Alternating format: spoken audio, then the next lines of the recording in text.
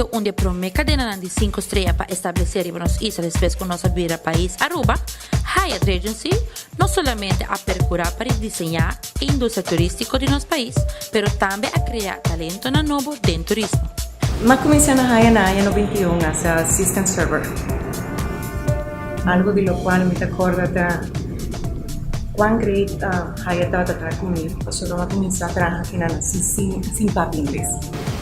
Y mi tata sin una gran colega na enseñarme na tata mi teacher, mi trainer, mi mentors. Mi colega na ainda tiene hobby de nanga ainda trabajando conmigo.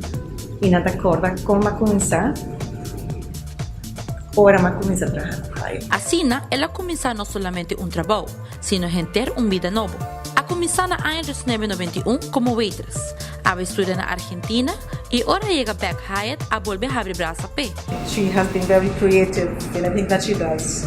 Also, number one thing for Raquel is that she's always very optimistic for everyone, whether it's a guest, whether it's an employee. Tá óbvio que a carreira larga de Hyatt influencia mais colegas que a está contento de trabalhar com Raquel e está contento de trabalhar também na Hyatt. Not only was she my co-worker, she became my friend, my dear friend, family, confidant. Her and I hit it off and we clicked, and I knew exactly that she's the most selfless individual I've ever met in my life. La señora Raquel es una persona muy creativa, es una persona que se preocupa por cada uno de nosotros, es una persona que se preocupa por el que es, por los detalles y quiere que cada uno de nosotros tengamos progreso y piensa mucho en Aruba para el progreso, para nuestro turismo.